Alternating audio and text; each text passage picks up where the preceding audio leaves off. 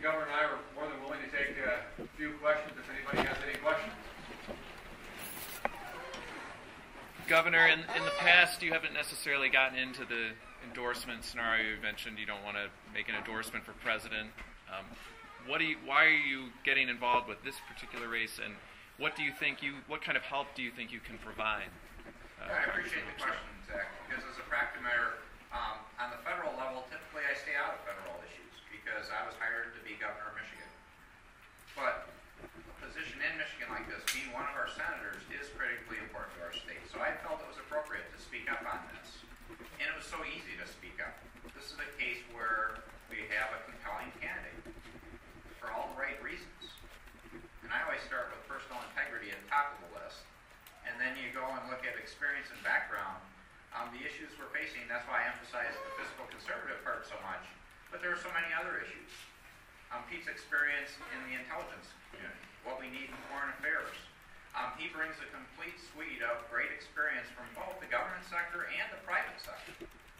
And that's that combination we need in today's world. So given that it was Michigan senator and the candidate we had, this was an easy call for my book. And I'm happy to be supportive, and I'm going to be active in hopefully getting Pete elected to be our next U.S. Senator.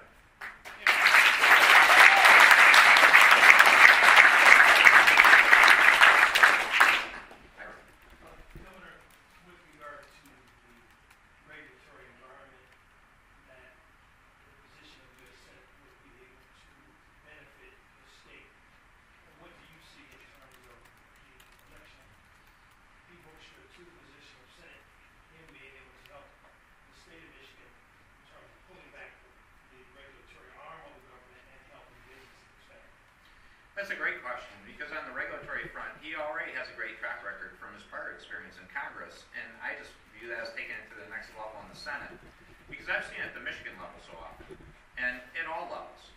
And it's not just from our customers or citizens bringing forward these challenges. When I meet with groups of state of Michigan employees, they tell me about dumb regulations. Every time I meet with them, they say these things shouldn't exist. And so it's how do we break through that mindset, that culture, again, of reinvention, of recognizing it's not about having rules or asking for money. It's about showing results for real citizens. And that's where that partnership really can come to play. Because to the degree we have it in Michigan, it's exponentially larger at the federal level. And in many cases, as Pete said, I would hope we can get the federal government to put responsibilities back on the states and give us some resources to do our job well, because I believe we can do it better than the federal government.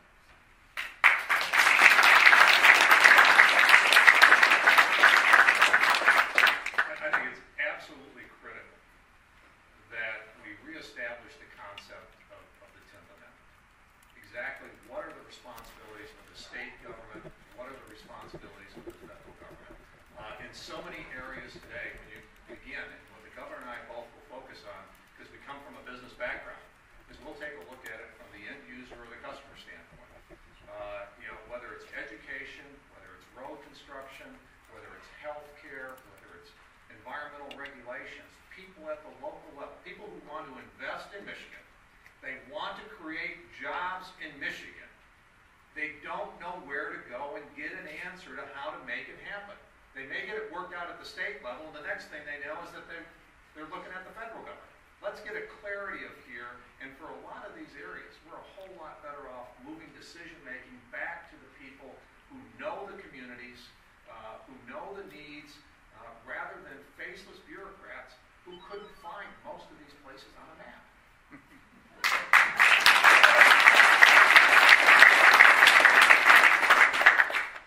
I have a question for you. I know you weren't on the banking committee, but I wonder if you would support repeal of legislation that was written shortly after the law in Washington, D.C. It's going to really have an impact on small businesses who want to borrow money. It's very prohibitive and kind of ironic that Pete and then was kind of at the forefront of what happened with the housing bubble should write the legislation that is preventing getting mortgages now at small businesses from getting loans. Obviously, as Dodd-Frank went through the process, I now have one of the opportunities that I do have in the private sector is I'm serving on the board for a small bank. And what I'm seeing there now is, once again, the heavy hand of the federal government making it difficult, if not impossible, for the banking community to do the banking business, which is to invest in their communities, to get a return on that investment, but again, to bring prosperity and jobs into their community. And so you see that area not only making loans, but you also see the tremendous cost, the regulatory cost that's being imposed on the banking community by Dodd-Frank. And yeah, I think, again, this is one area where you've got to pull the federal government back, either repeal or significant reform of that legislation to allow the banking and the financial system to function let it function one more time. One more question from the media, if anyone has one. Yeah. Hi, the campaign is already being portrayed by one of your Republican opponents as a Washington insider versus an outsider. How do you respond to that? And I think one of the great things about this is, it's not about being a Washington insider or being a Washington outsider. Clearly, I understand how Washington works, which means that I can be a real catalyst for bringing change to Washington, D.C. I also understand how the private sector works. It's the philosophy that I'm going to bring to this race and that I would bring to the U.S. Senate, which is very similar to what we've talked about here in Michigan. Empowering people and restructuring Washington. I think that the years that you take a look at when I was in Washington, I fought spending. I've never been a friend of Washington, D.C. or expanding Washington, D.C. And that's why I think this is going to be such a wonderful contrast between my campaign and the campaign of Debbie Stabenow. And take a look at hold us accountable. Who was fighting for bigger government? Who was fighting for Obamacare? Who was fighting for a stimulus package? Who was fighting for higher taxes and all of those types of things? And you will find that Debbie Stabenow clearly was on the side of Washington, D.C. each and every time. You take a look at those same votes and the same issues that we were addressing, and you will see that each and every time I was on the other side, fighting against the stimulus package, fighting against Obamacare, fighting against No Child Left Behind, fighting for welfare reform, fighting for smaller spending, and fighting for balanced budgets. If that's a Washington insider, I don't think so.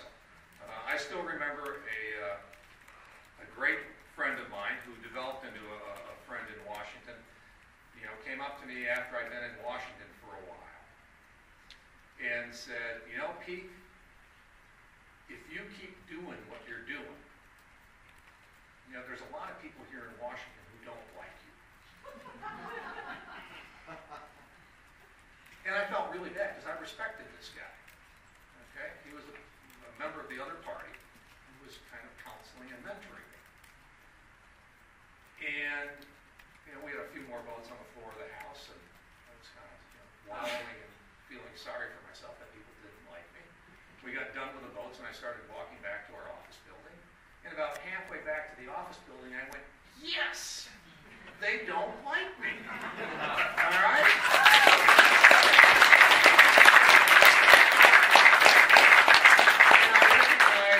And it's kind of like, man, if they did like me, it'd really be a problem. And I think I've kept that reputation pretty consistently. It doesn't mean I can't work with them. As the governor said, I've got a tremendous record of fighting Washington, but also when necessary to be successful in Washington. After 9/11, a few years after 9/11, I became chairman of the intelligence community. The intelligence community is the tip of the spear to keep America safe. I sat down with Joe Lieberman, Susan Collins, and Jane Harper. And for 4 months, we got together just about every day, focused on one thing, reforming the intel community so that the tip of the spear would be sharp to keep us safe. And we got it done. We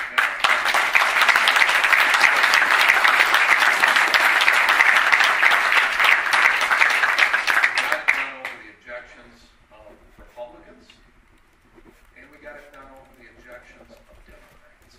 But we knew how to thread that needle